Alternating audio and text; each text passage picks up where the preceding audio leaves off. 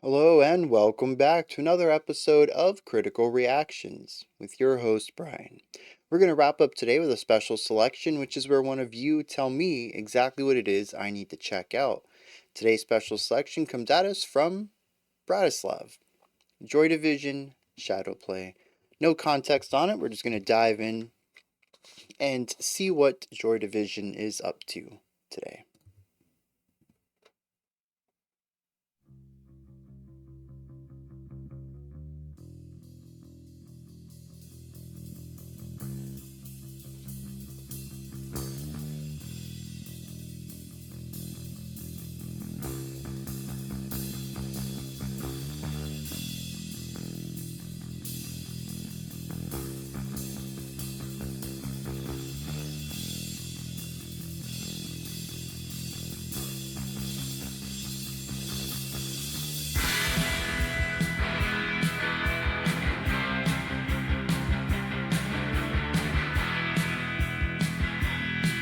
To the center of the city where a road's been waiting for you. To the depths of the ocean where a hope sank searching for you. I was moving through the silence with a Nice beat. I'm not keen on the snare yet, but I'm sure it'll grow on me. I found truth.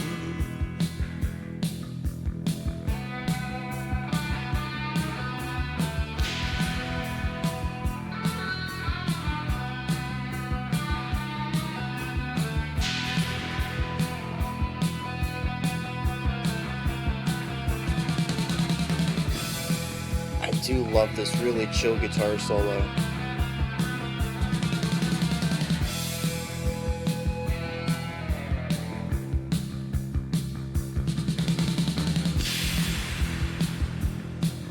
In the shadow play, acting out your own death, knowing no more. There's the assassin's old group, 10 more lines dancing on the floor. And with cold steel all around their bodies, made a move to command. I can only stare and disbelieve, 'cause the crowd's all left.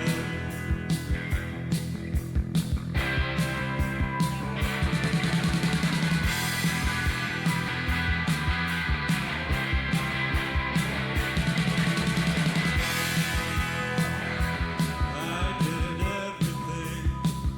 everything I wanted to. I let them use you. It's cool how it's a little bit of a subversion on the AB structure. City in the night, waiting for you. To the center of the city in the night, waiting for you.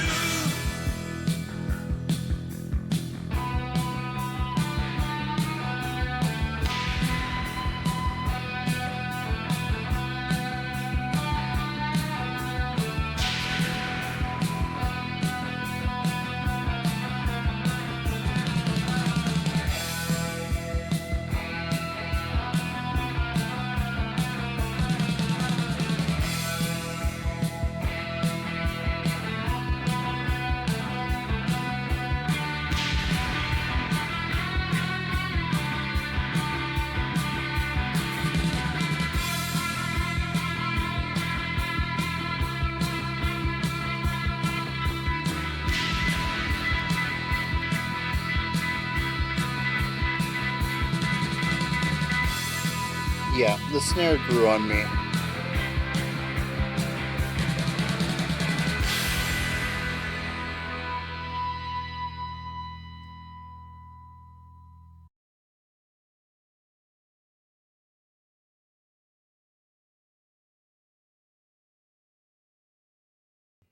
All right.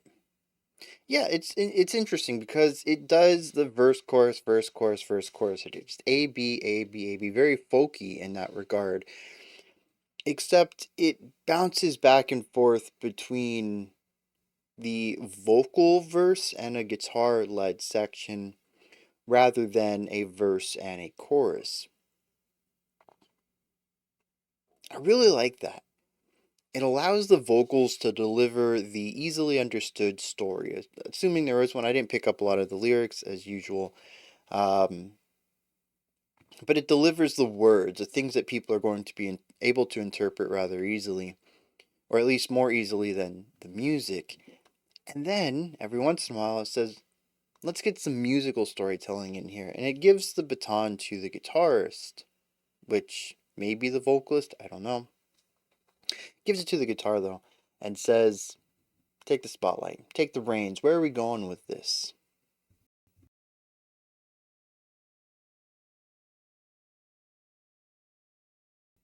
And I like where the guitar goes. There's a chill, laid back feeling to all of this.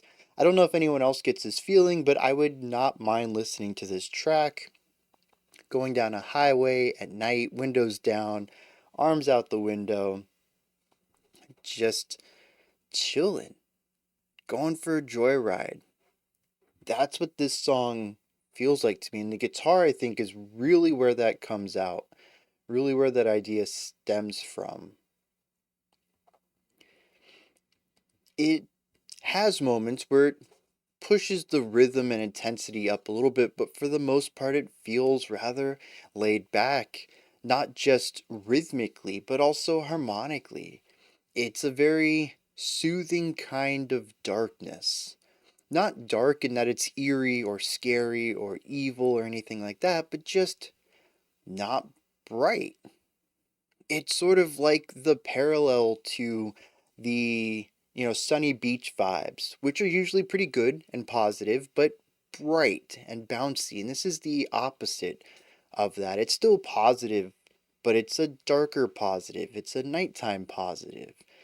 It's the chillness and the cool breeze and the lack of a blaring sundown on you. It's quieter times rather than the cacophony of sitting on the shore of a beach. All, the waves crashing and people shouting and having a good time. Uh, all sorts of things. Volleyball game going on, whatever. It's loud and noisy. And that can be a good time for sure. This is just the opposite of that. Positivity through quiet meditation almost. That's what this track feels like to me. And a lot of it comes from the way that the guitar plays. I'm actually really glad that despite having three solos, there really isn't any moment in here where I feel the guitars decides to go off the rails, do anything noodly or showmanshipy. There's no shredding in here, which I think wouldn't really fit in general. It's rock, and rock has always had more of a laid back approach to solo writing, more so than metal or even hard rock. But I think it also just absolutely fits the mood of this. There is some intensity, there is some extra energy to it. It isn't lethargic in any way, but it certainly isn't 16th note shred. It's not exhilarating. It's not supposed to be, and I'm glad that the guitars never went in that direction.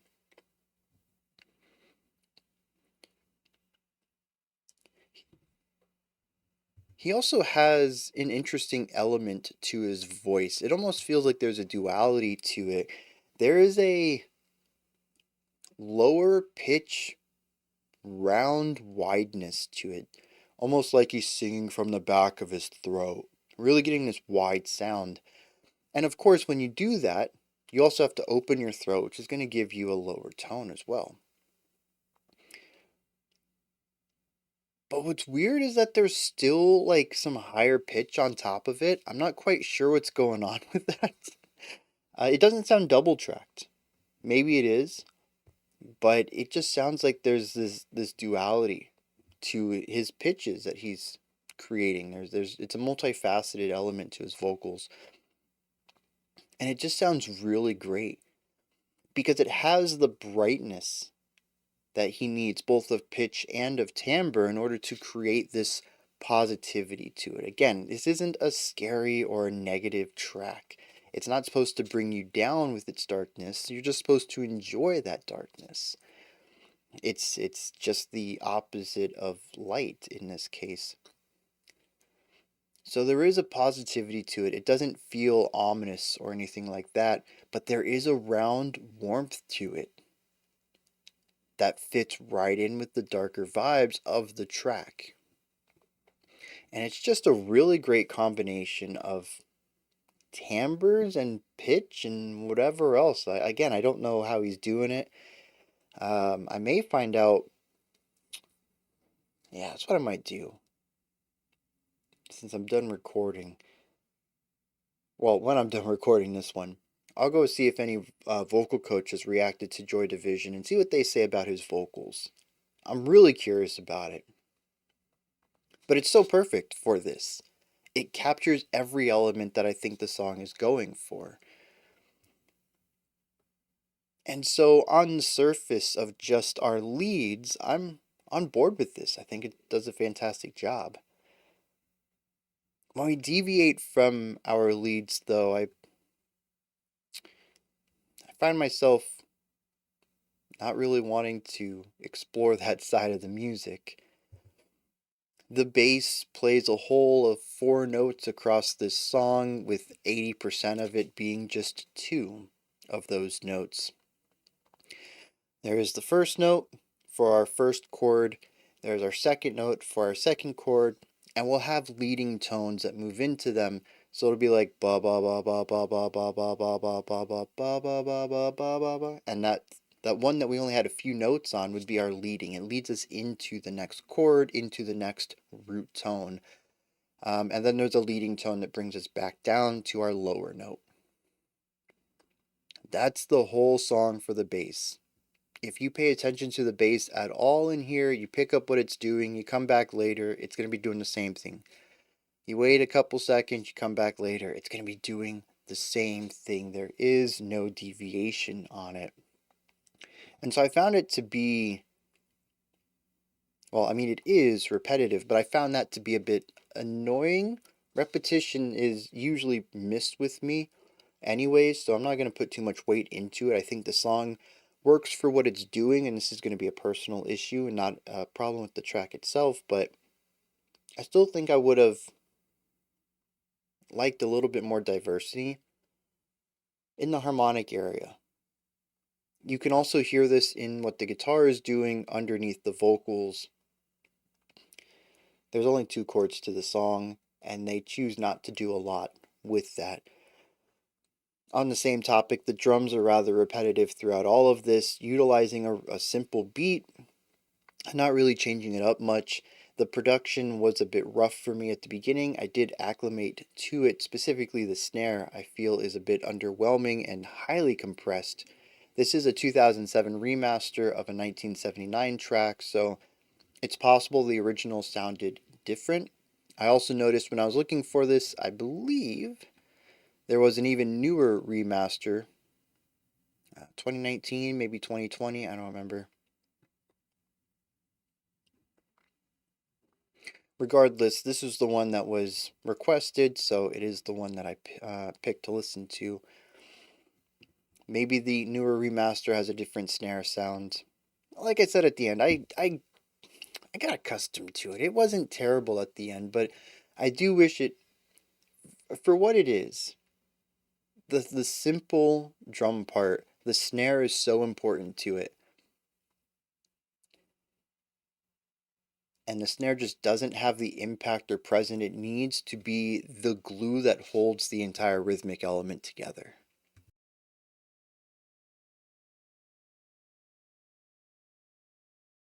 But aside from all of that, I think the song works well. The leads are what are in the spotlight. Every moment of this track, they're what I was drawn to most of the time. The only reason I deviated and focused in on what our bass and drums were doing is because that's my job. In a casual listening scenario, I probably would not do that. I'd stick with what's in the spotlight. That's what they want me to listen to. For me to go poking around in other places is not the intended listening experience. So, It is a great atmosphere, fantastic vibe, and I was entertained as long as I was listening to what they wanted me to listen to. So, yeah, it's a solid track all around. It just, I don't think it works well with deeper analysis, at least in the way that I analyze it. There's certainly probably thematic elements that you can dive into once we hit the lyrics. We might even find some ways that there's synergy between some of the themes here. But on a compositional level, it is simple, it knows that it's simple, and that's the type of music it wants to be. And I think it does an effective job at creating something that is easy to listen to, has a good vibe to it, and just generally fun. Like I said, I'd love to listen to this cruising down the road, and I would not say that about a song that I entirely disliked. It's doing a lot of things right. Let's check out some lyrics, and then we'll wrap this one up.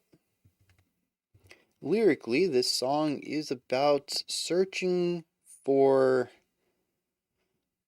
possibly connection.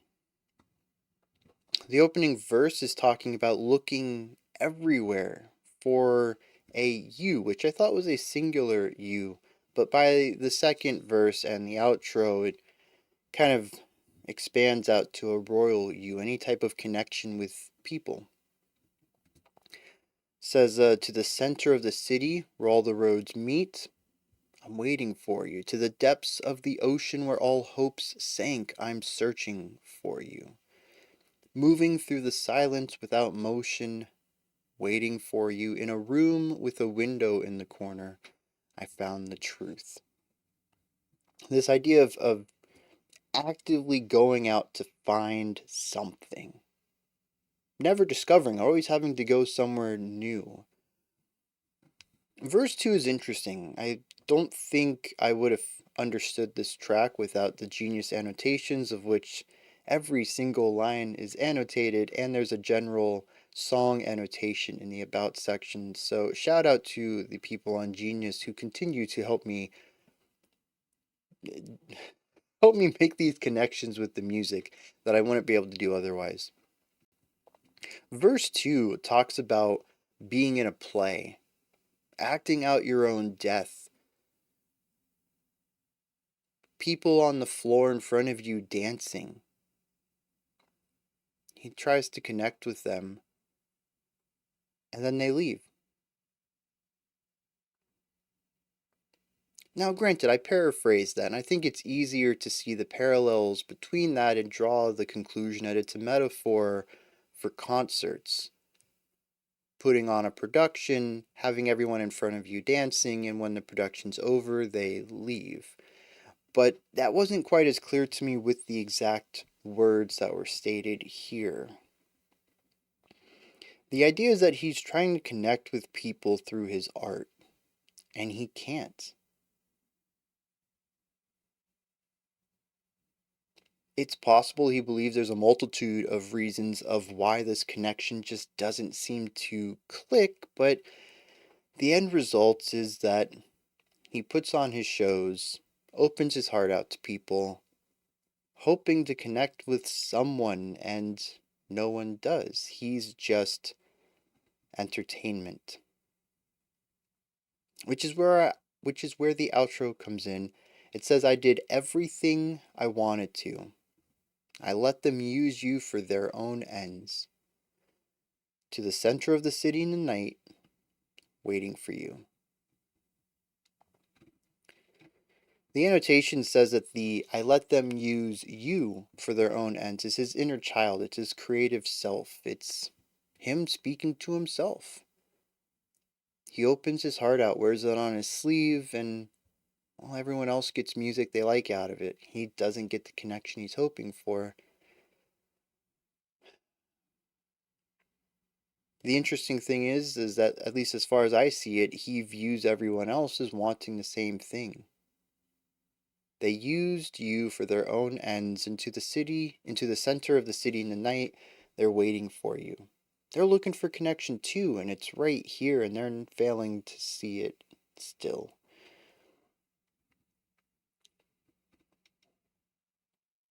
A little bit of empathy thrown in there at the end, I think. It's interesting then, as sorrowful as this is, that the song doesn't come across to me as that. It's certainly not bright and bouncy and bubblegum, everything is rainbows kind of positivity, but I still felt a non negative element to it. It might be that it was neutrality that I was misconstruing as a type of positivity, but I still was not expecting these lyrics. This is heavy.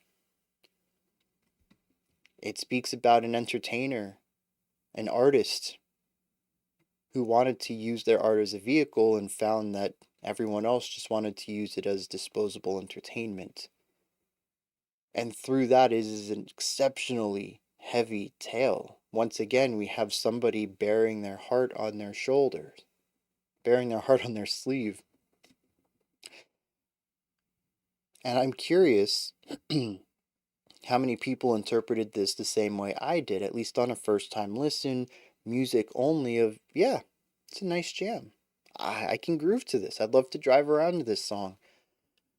And less so about the weight and sorrow that he's injecting into it.